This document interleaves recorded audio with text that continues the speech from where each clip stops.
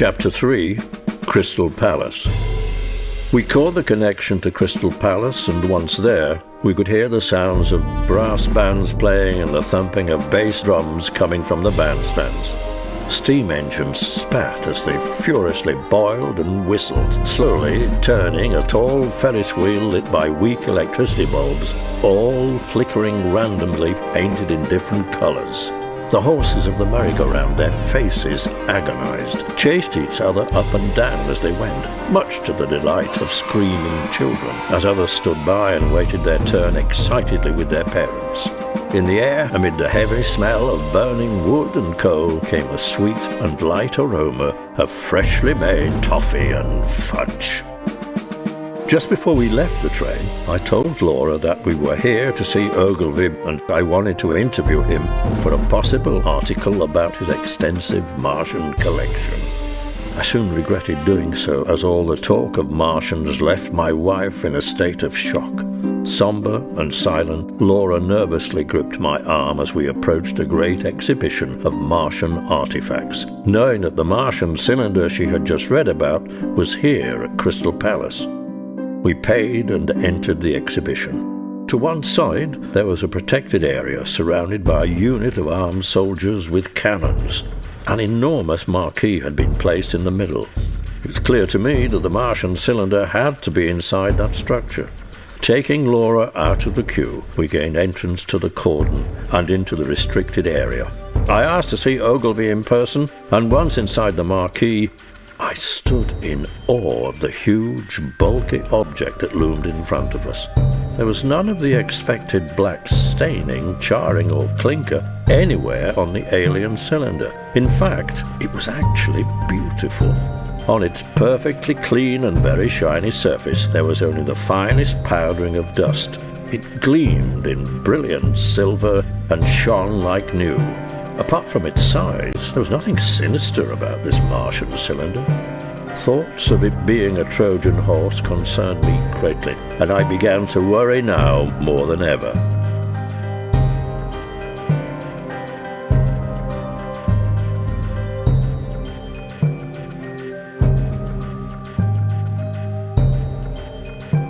A small dog wandered into the enclosure. It seemed to be lost, yapping continually as it went.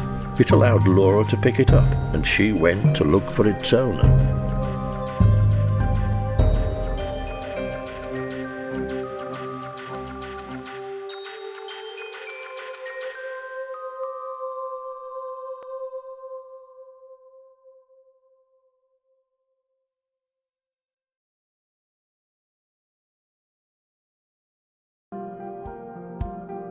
Chapter 4, Ogilvy.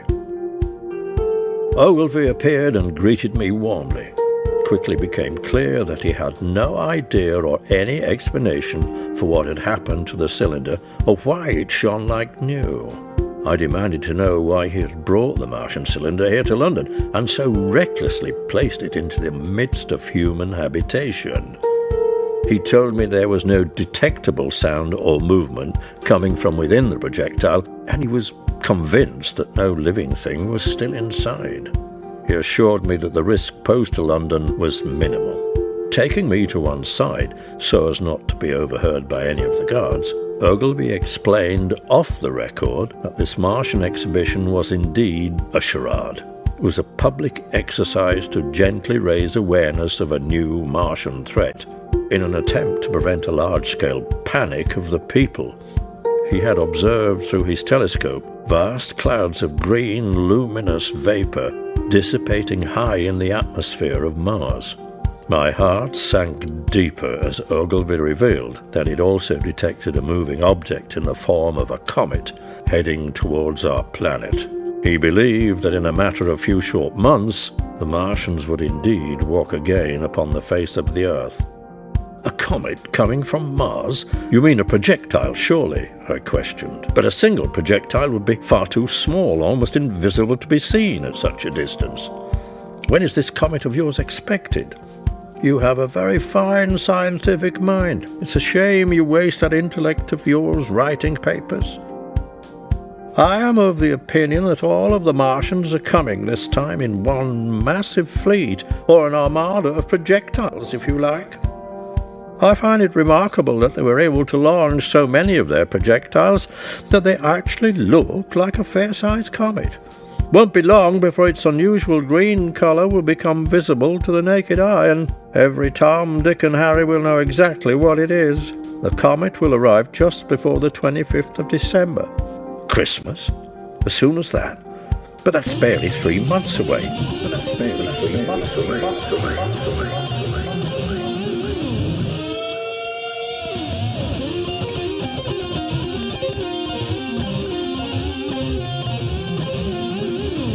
But that's barely 3 months away.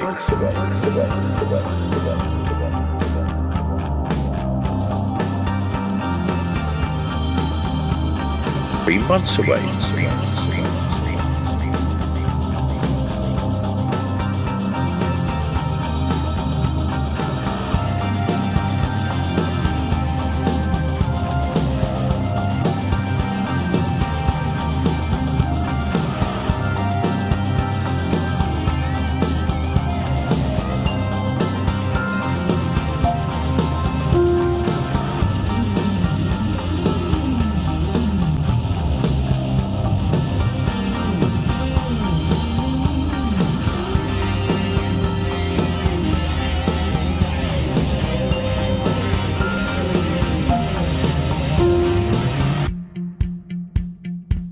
Christmas?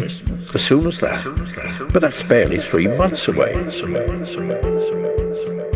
Why does this cylinder occasionally shimmer green slightly? Look, it's doing so now. Shrugging, Ogilvy replied. The shimmering started when we tried to remove what we thought was the screw cap a few days ago. I believe it is sending a signal. To where? I'm not sure. Could it be a homing beacon or simply distress signal?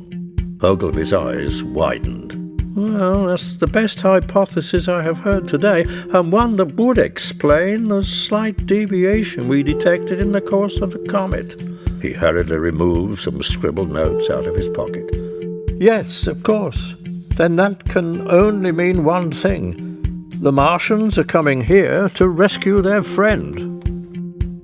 Ogilvy seemed distracted and suddenly worried as he stepped back from the Martian cylinder, as if to observe the shimmering in its entirety.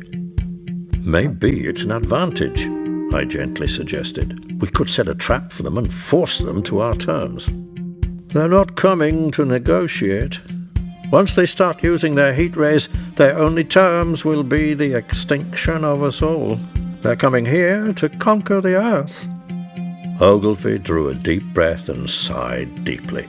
In the previous invasion, he had survived the glancing blow of a Martian heat ray, but only just, and pain from that encounter seemed to bother him still. He reached into his pocket for some medication, and taking it, appeared to relax. Ogilvy then explained in detail that the government wanted him to officiate at the observatory in Greenwich, to monitor and study the approach of the comet. He wanted to concentrate on opening up the cylinder in the strategic hope of retrieving a viable Martian generator, the quintessential component needed to create a heat ray device of our own. Cannons and guns we have now will not do. We must have fire in order to fight fire, he warned. To my mind, Ogilvy appeared to be wasting his time. Martian machinery was an advanced technology that no human had yet considered or conceived. Any scientific knowledge as to its theory did not exist. It was probably dangerous or could even be fatal to tinker with the mechanics of the projectile. I suggested to Ogilvy that something unforeseen had caused the demise of the cylinder. It had been rendered harmless in an accidental mishap or malfunction. That was certainly serendipitous to our cause. The secrets of how the alien came to be disabled had to be known and scrutinized in every detail. He gave no response, deciding instead to elaborate on his latest ideas and plans to get inside the Martian cylinder. Laura returned without the dog, and we sat together with Ogilvy in a noisy cafeteria and drank tea. I now believed, as Ogilvy did, that the crew of the alien cylinder, less than 100 yards from where we sat, had indeed perished. My natural instinct suggested that the answer to this Martian riddle lay not here in London, with this shiny projectile, but in the desolate mountains of Wales. Ogilvy had mentioned Trevor, the Welsh mountain where the cylinder had crashed. On hearing the name, I found that I had written it down, unsure of the correct spelling. I decided to go to Wales to investigate for myself, and the sooner it was done, the better I would feel.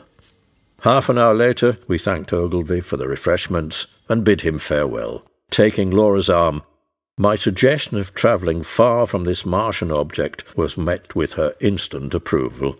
At the nearest train station, we bought tickets out of London and England, bound for the northwest of Wales.